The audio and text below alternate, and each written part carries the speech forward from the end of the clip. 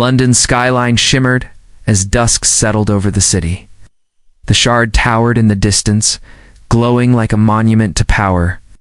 On its rooftop, a black-tie gala buzzed with laughter, clinking glasses, and the polished notes of a string quartet.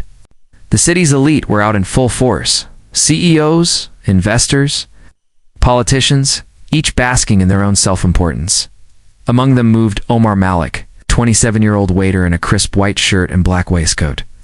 He walked silently, invisible to the people who wouldn't remember his face even if he walked past them the next day. To them, he was just another servant. But he'd Richard Grantham, billionaire, tech mogul, and self-declared kingmaker, stood near the glass railing, holding court with a group of financiers. As Omar approached with a tray of champagne, a gentle bump from a passing guest made the glass tilt just enough for a drop to land on Richard's jacket. Grantham turned, his face twisting with disgust. "Are you blind, or just bloody incompetent? This suit costs more than your year's salary. Useless trash." His voice rang across the rooftop, loud enough to hush a few conversations. Some laughed nervously. Others turned away, pretending not to see. Omar said nothing. He bent down, picked up the glass, and walked away, face unreadable, eyes calm. They laughed. They moved on.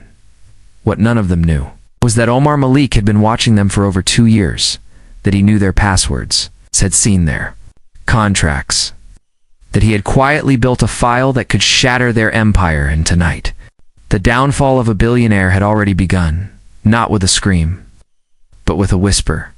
The silent waiter who took down a billionaire in Mr. Harry Story Omar Malik wasn't always invisible. 3 years earlier, he had walked across the graduation stage of the University of Edinburgh with a first-class degree in computer science. He had dreams like everyone else, starting his own cybersecurity firm, building something ethical, sustainable, and his own. But dreams are expensive when your mother is battling chronic illness, and immigration paperwork swallows months without answers. After dozens of interviews that ended in the same polite rejection, "You're brilliant, but we need someone with local experience." He stopped correcting their assumptions. London didn't care where you studied if you spoke with the wrong accent or carried the wrong surname. He did what thousands like him do.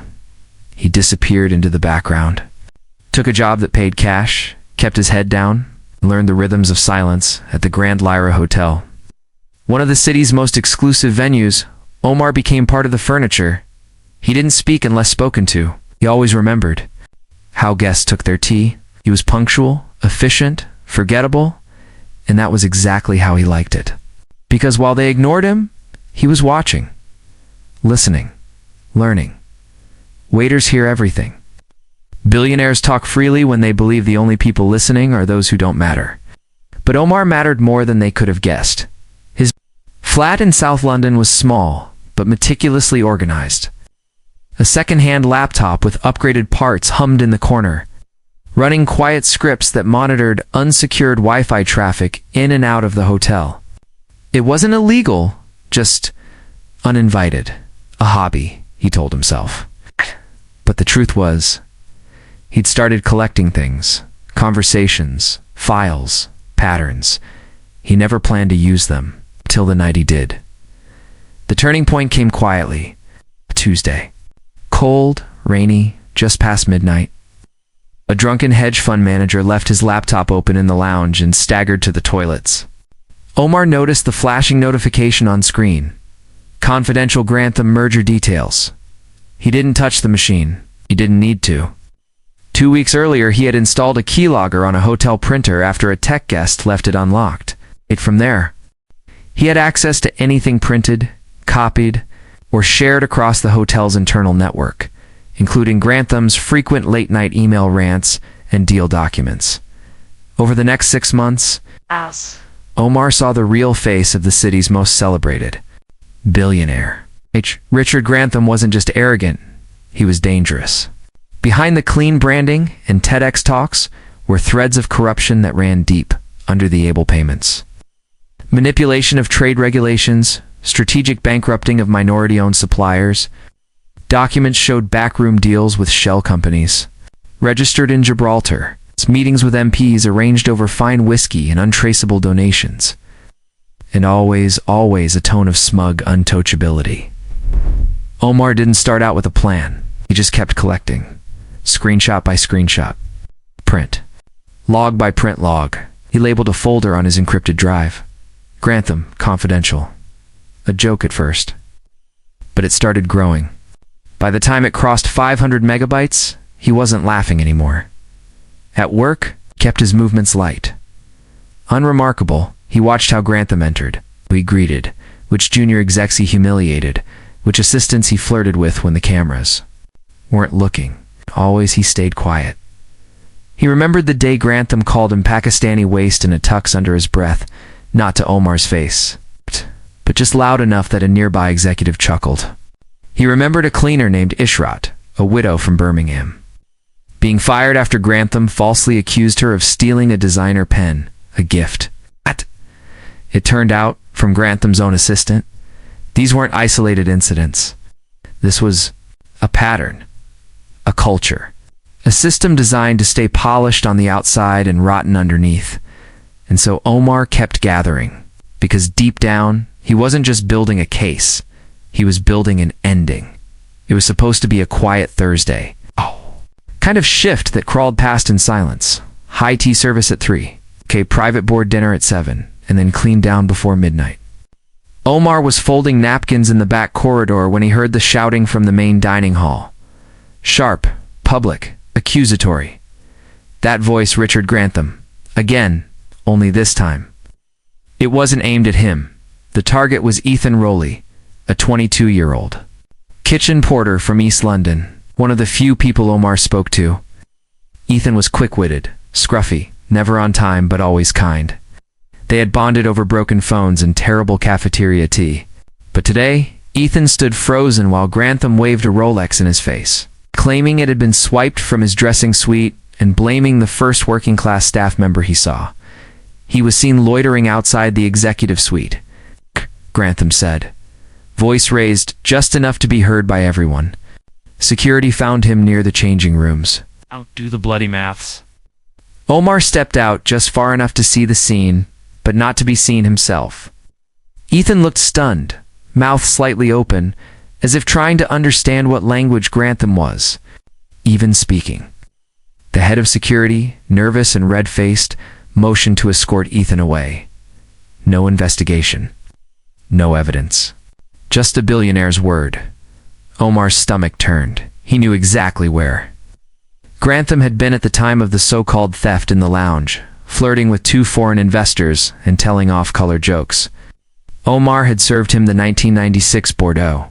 He demanded. He also knew that Grantham never wore a Rolex. He flaunted a custom tag who wore. It was all performance attest. A purge.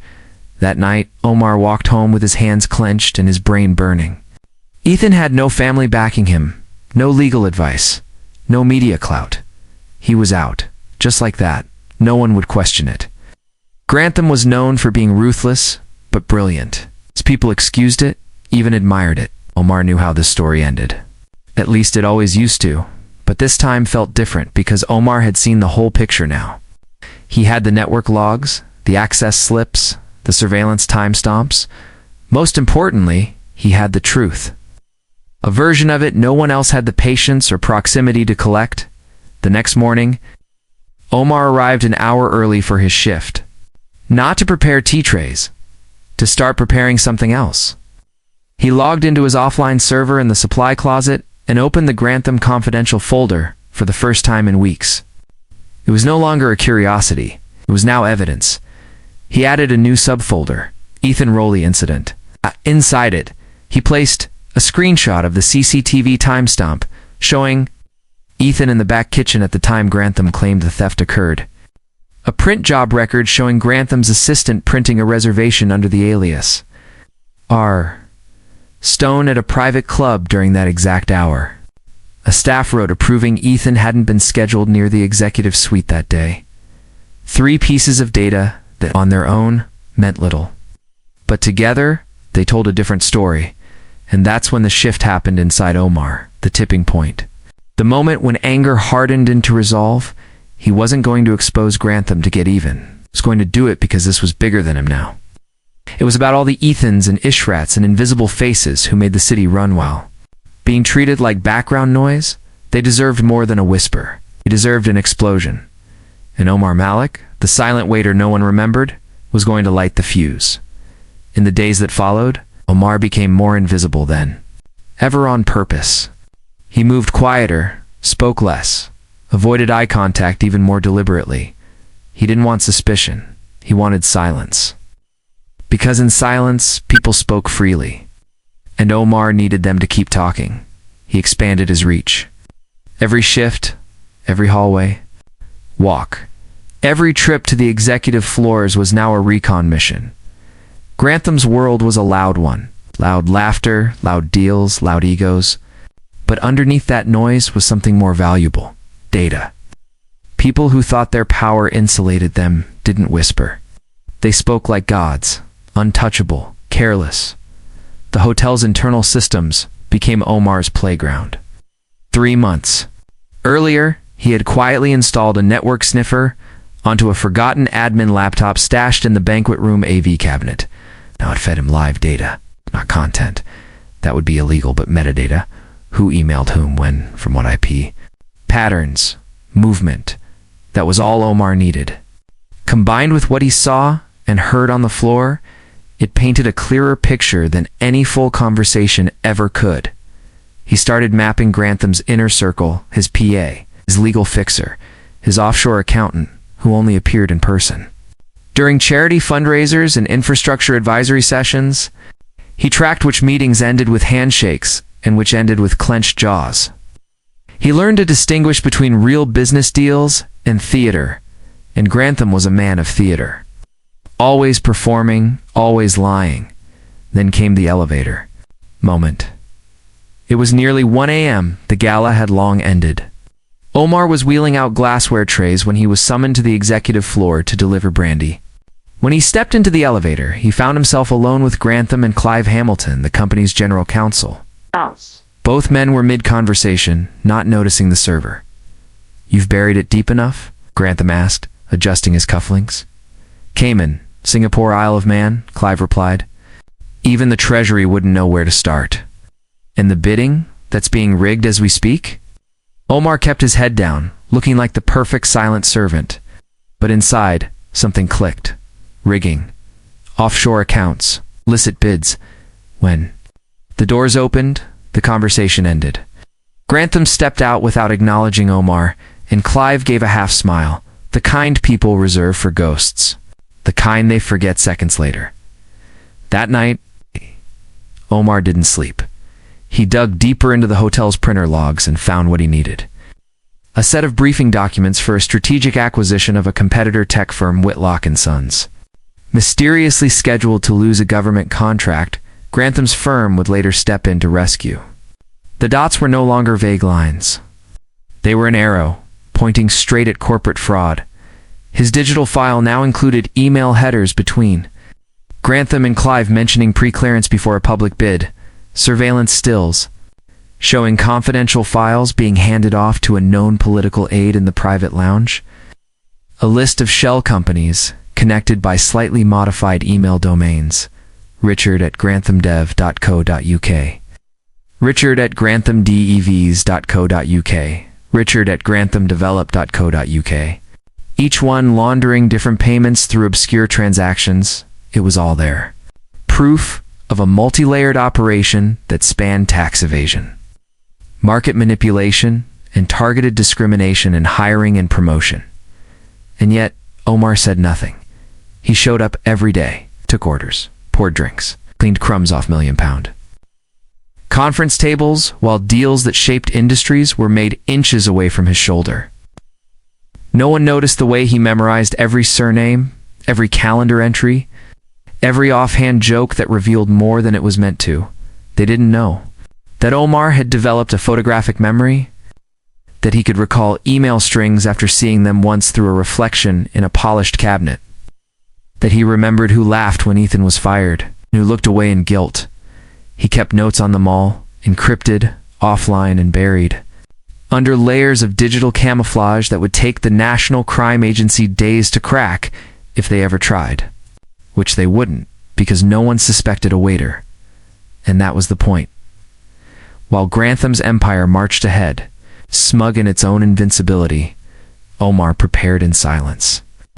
He was no longer just watching. He was archiving, auditing, stretching. Because when the fall came, and it wouldn't come from a headline or a protest or even a lawsuit. It would come from within the system they thought was theirs alone. It would come from the ghost in the room. Omar sat alone on his balcony that night, the cold London air biting at his fingers as he sipped cheap instant coffee and stared at the quiet street below. Inside, his laptop hummed faintly. The folder, titled Grantham Confidential, was open, glowing like a trap ready to be sprung. The cursor blinked at the edge of a new file, a drafted email addressed to the Serious Fraud Office. No subject line, no content. Just the address, waiting to be filled. He could press send. 8. Just like that. And Grantham's empire would begin to crumble, but his hands didn't move, because beneath all the data, the strategy, and the planning, something pulled at his conscience. Was this justice? Or was it revenge wrapped in the language of righteousness? Thought of Ethan, jobless now, struggling to afford rent, sending Omar voice notes that grew shorter each day. He thought of Ishrat, who never came back after that false theft accusation. And then, deeper, he thought of his father. It had been 15 years, but he remembered it as if it happened yesterday. His father's tailoring shop in Birmingham, small, spotless, always busy, until a neighbor accused him of stealing a design. No trial, no evidence. Just a sudden police visit, a canceled visa, and a swift deportation. Omar was 12. He's too young to understand legal terms, but old enough to understand shame. They had never recovered. His father never got his life back, and now here he was. Decades later, watching the same machine chew up new names, different uniforms, same silence. Omar clenched his fists. Was he just trying to punish someone for what had happened to his father? Was he about to become the very thing he despised? Someone who used other people's pain to settle personal scores. But then he remembered the look in Grantham's eyes, not when he humiliated Ethan or fired Ishrat, but when he did it so casually, so routinely, that it barely registered to him as cruelty. That wasn't a man making mistakes. That was a man. Who knew he could get away with it, and had? For years, this wasn't about revenge. It was about stopping a predator who'd built his fortune on the backs of invisible people, who'd been allowed to thrive in the shadows of polite society because no one ever shined a light long enough to expose what he really was. Omar looked back at the email draft. His hand no longer trembled. He began to type. It happened on a Sunday. One of those quiet corporate afternoons when everything moves a little slower. No events. No board dinners. Just a closed-door strategy meeting in the executive lounge with Richard Grantham and his inner circle. Omar was on rotation for special service, tasked with maintaining refreshments for a group of men who spoke in numbers and laughed at fines like they were inconveniences, not consequences. The meeting ran longer than expected. People came and went. Coffee became wine. The blinds were drawn tight, the air thick with false confidence. Omar moved in and out like clockwork, unnoticed, unheard, unimportant, until the last man left. He was young, maybe late 20s, well-dressed, anxious, clearly new to Grantham's world. He had sat quietly for most of the meeting, speaking only when spoken to, clutching a leather-bound notebook like it was a lifeline. He left in a rush, barely acknowledging Omar as he passed. It wasn't until the door clicked shut that Omar noticed the small silver USB stick sitting half-tucked. Beneath an empty teacup on the conference table, he paused. There were two options. Hand it in. You're done. He chose the third. He picked it up slowly, tucked it under the white napkin on his tray, and walked out without a word. Back in the staff quarters. In a storage cupboard no one monitored, Omar plugged it into his isolated laptop, a machine with no internet connection, no traceable ID, and multiple levels of encryption. What he found inside didn't just confirm what he already suspected, it blew it wide open. Inside were internal memos, project blueprints, and communication logs referencing something called Operation Silkline, a coordinated effort to intentionally tank the stock price of a mid-sized British tech company. Harrowell Systems, using fabricated media leaks and insider tips. Harrowell was due to compete for a major NHS digital contract. If they collapsed, Grantham's firm Grantham Applied Intelligence would win the bid by default. There was also something worse, a spreadsheet labeled Outlier Filter HR Exec Review. It contained names, photos, job applications, and tags. Under notes, Omar read, "Too ethnic. Risk to image.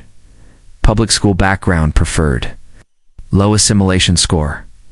It was a hiring blacklist, disguised as a cultural fit analysis. He sat there, staring at the screen, heart pounding but eyes dry. This wasn't just moral decay. This was strategic cruelty. Grantham hadn't just built his empire through ambition, he'd protected it through systemic exclusion. People like Omar were never supposed to pass through the front doors, let alone threaten the foundation. That night, Omar stayed late at the hotel pretending to be on cleanup duty, but really, he was making copies. He backed up every file, on 3 separate encrypted drives, hid them in 3 different locations. One under the floorboards of his flat, one mailed anonymously to a journalist he trusted, and one kept close, always. But more than that, began assembling the final puzzle.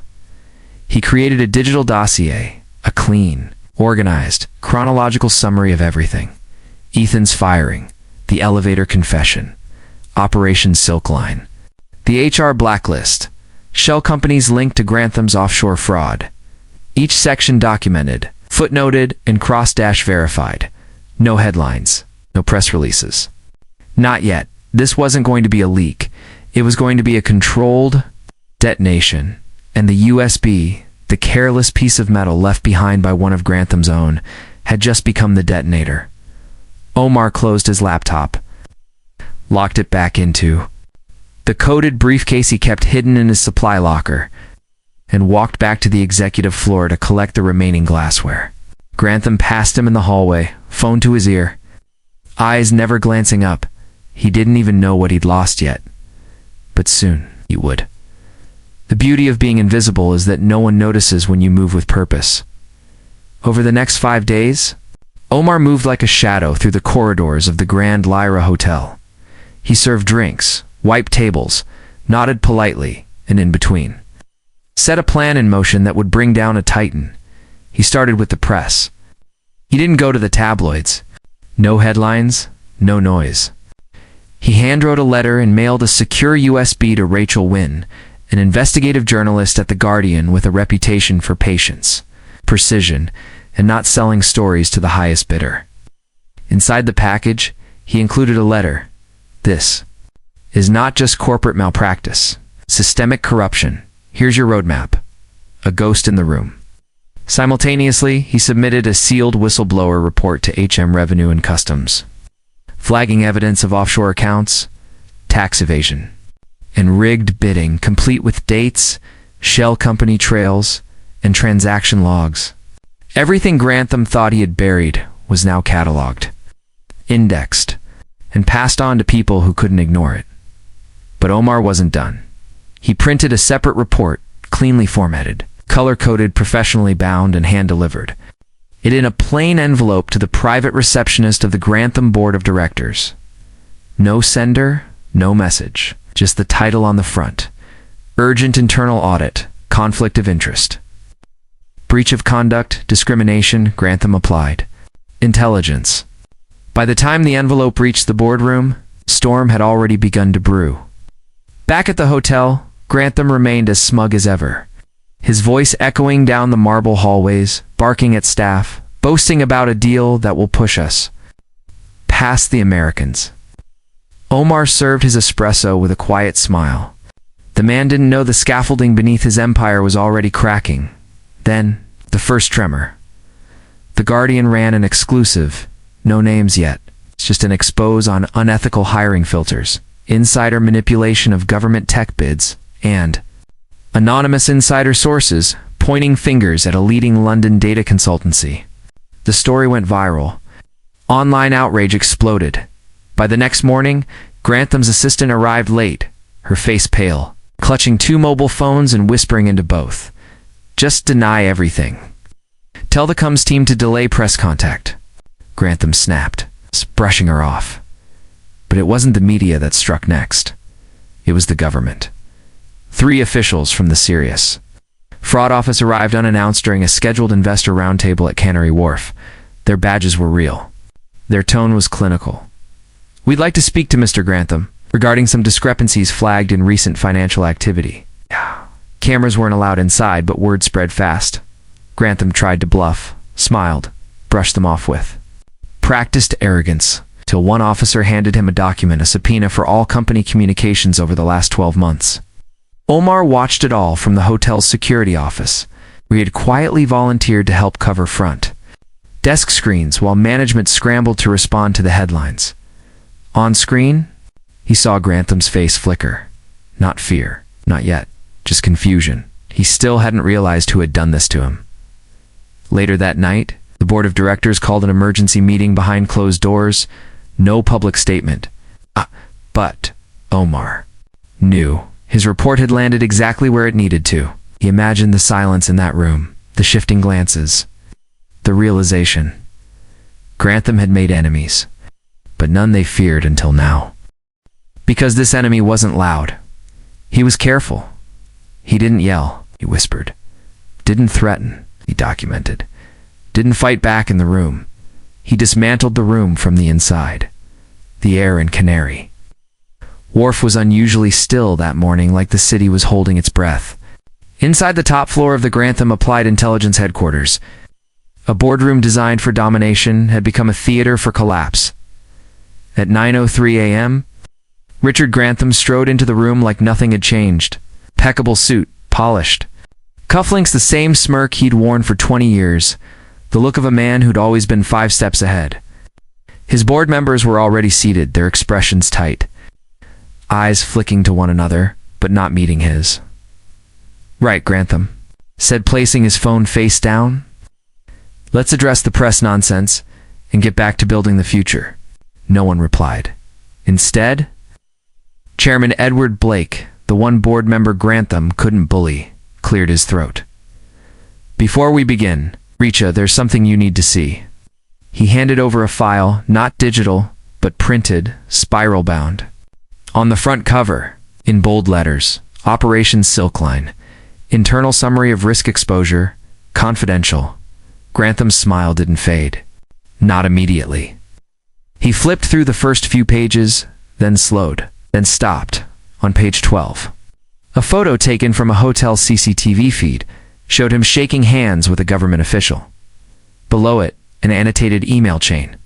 Below that, a flagged section titled Ethnicity Scoring Model, HR Filtering Practices. Grantham closed the file. "Where did this come from?" "Doesn't matter," Edward said calmly. "The SFO is reviewing it. So is HMRC, and the Department for Business has been notified. We're just giving you a chance to respond internally." First, Grantham scoffed, but a bead of sweat appeared near his temple. "This is fabricated. It's a smear campaign. There's no proof." That was when the door opened. 2 officers from the Serious Fraud Office stepped in, not armed. Loud. Just methodical. Polite, Mr. Grantham. "Oh. We'd like you to accompany us for questioning regarding potential violations of the UK Bribery Act, tax evasion, and collusion with government contractors. You are not under arrest at this time, but we ask for your full cooperation." For a man who had controlled rooms his whole life, Grantham suddenly looked very small. He rose, jaw clenched, refusing to meet anyone's eyes, as he buttoned his blazer and followed the officers out of the room. The glass doors closed behind him with a soft, humiliating click. In the silence that followed, one of the directors exhaled slowly. Who the hell managed to get all that without being seen? Edward didn't answer, but in the lobby below, dressed in his waiter's uniform, Omar Malik watched Grantham being escorted through security. The billionaire didn't recognize him, not even a flicker of recognition, and that made it perfect. Omar turned and walked toward the service exit. No applause, no recognition, no parade. Just the quiet satisfaction of watching justice finally find a man who thought he was beyond it. Outside, Canary Wharf buzzed like normal coffee shops opening. Suits rushing, taxis honking. But Omar felt the shift, not just in Grantham's world, but in his own. The silence that had defined his life for years had finally spoken, and it had shaken the walls of power. He didn't look back, because the real victory wasn't in watching Grantham fall. It was in knowing he had built something stronger than revenge. Reckoning. The letter arrived in a simple white envelope. No logo, no branding, just Omar's name, handwritten in dark blue ink. It had been slipped under the door of his flat in Southwark, late in the evening, while the city outside buzzed with headlines about corporate fraud, resignations, and an empire unraveling. Inside was a single sheet of paper. Mr. Malik, I believe in hiring people who understand not just systems, but the people behind them. You didn't just gather data, you read power. I'd like to meet Alison Trent. CEO Seraphitek Group. Omar read it twice, then again. Seraphitek, one of the UK's fastest growing ethical AI firms, known for its transparency, diversity, and fierce independence. He'd read about them years ago, back when he still believed resumes were enough. He met Alison 3 days later at a quiet cafe in Notting Hill. No fanfare, no security. She ordered Earl Grey, black. Omar chose water. For the first few minutes, she didn't ask about Grantham. She asked about his blog, the one he used to run anonymously on encryption ethics, back when he was still folding napkins for a living. I read your entry about digital silence, she said, about how systems don't need to scream too. Destroy someone, they just need to be left unchecked. Then she leaned in. I don't need another programmer. I need a strategist. Someone who understands how power actually moves behind the curtain. You've proven you're not afraid of it. And more importantly, that you don't want to become it. She slid a business card across the table. On it, Head of Integrity and Digital Risk, Seraphitek Group. Beneath it, an offer that was 5 times what Omar had ever earned. He didn't answer immediately. He just nodded once, the same quiet, measured nod he gave Grantham the night he was humiliated. Only this time, it wasn't submission. It was the start of something. Omar stood by the window of his new office overlooking the Thames. The skyline looked different now, not because the buildings had changed, but because he had. The office was modest by corporate standards. No gold trim, no private elevator, but the plaque on the door read his name. Not assistant, not waiter. Just Omar Malik, Director of Digital Integrity. He hadn't taken the job for the title. He took it because it meant his silence had meant something. That years of watching, learning, remembering had built something no one could take from him. He'd spent his life being told to wait his turn, to stay quiet, to not make waves. But he learned that sometimes it's the quietest person in the room who sees everything. And when the time comes, they don't just speak, they strike downstairs. Interns passed him with respectful nods. Some of them reminded him of himself. First generation, overlooked, trying to prove they belonged. Now, Omar was the one holding the door open. Across the city, Richard Grantham was under investigation. His name no longer rang with admiration. It echoed with scandal. And yet Omar felt no triumph. Only closure. Because the point was never to destroy someone. It was to build something stronger than their legacy. Later that evening, as he walked home through the crisp London air, his phone buzzed with a message. Is it true? Ethan Omar smiled. It's true. And it's just the beginning. Voiceover.com, British tone. He didn't wear a suit, didn't sit at the table. He poured the drinks, and when no one was watching, he rewrote the rules. Mr. Harry, story's true power never shouts. It listens. It waits. Then it changes everything. Subscribe for more stories. The quiet ones always have the loudest ending.